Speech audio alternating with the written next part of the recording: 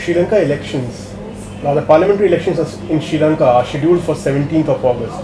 We have with us Nirupama Subramanian, who has been in Sri Lanka earlier and reported from there, who will talk to us about these elections.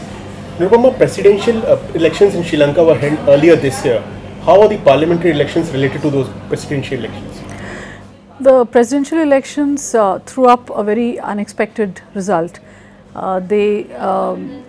Voters booted out Mahinda Rajapakse, who was president then, the incumbent president, and they voted in a new person, Maithripala Sirisena. And one of his promises was that he would dissolve the parliament and hold fresh elections. It was also necessary because he had support from the opposition party. He is from the Sri Lanka Freedom Party. It is in alliance with like-minded parties, but he had support not from his own party but from the opposition United National Party. So what happened after he won was that the United National Party was supporting him. There are only 47 MPs, United National Party. So it was impossible to run a minority government like that, and there came a time when Rajapakse's supporters within the SLFP, within Sirisena's party, were going to pass a no confidence motion against the government. That is when he dissolved parliament and went for fresh elections. So that is how they are related. So Nirupama, how are the forthcoming parliamentary elections in Sri Lanka important for India? What is it at stake for India in these elections? India has a lot of stakes in the coming elections in Sri Lanka. One, because Rajapakse is one of the contestants, and it is commonly believed in the establishment in New Delhi that Rajapakse is his foreign policy was not neutral as it should have been, but sort of tilted towards China.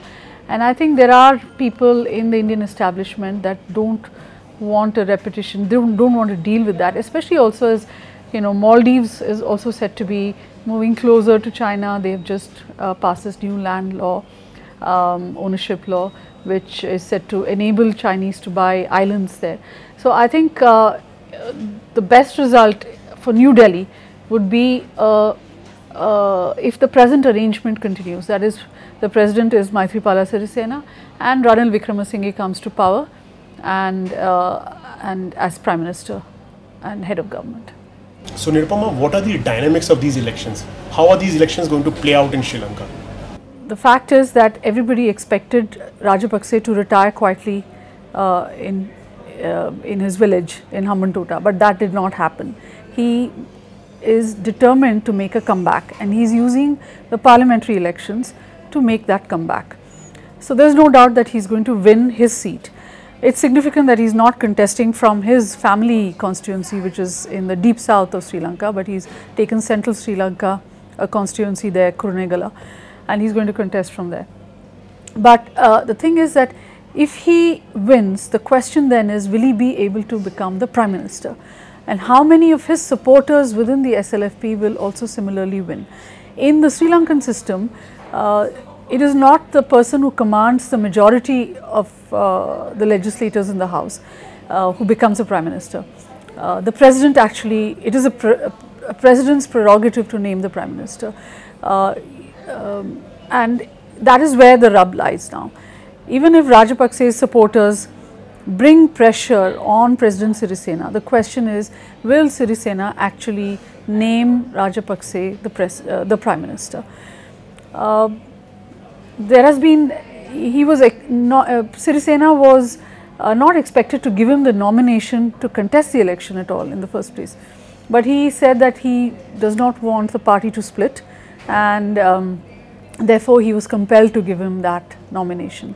So we have to see now what situation will arise after the election, whether he actually once again succumbs and makes him the Prime Minister because of the pressure from within the party to do that, or will he stand out.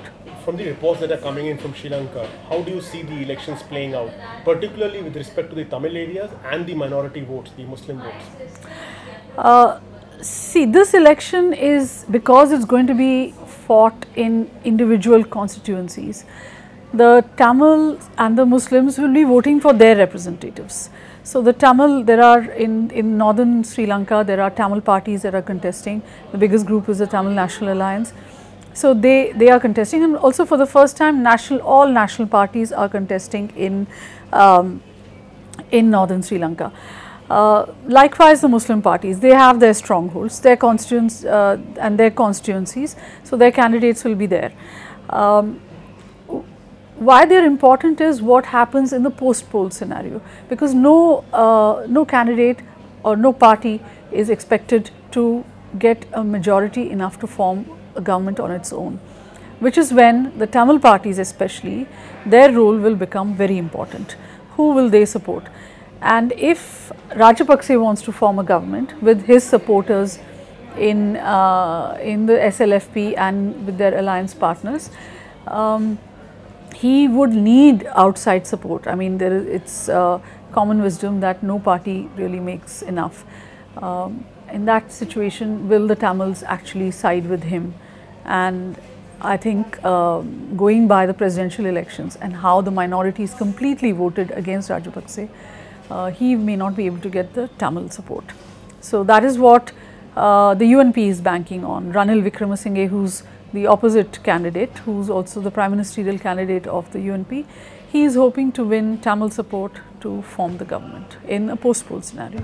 Thank you, Nirupama. So as Nirupama just mentioned, the coming parliamentary elections in Sri Lanka are going to be an interesting contest between Rajapakse and Ranil Wickremesinghe. Let's see how they play out.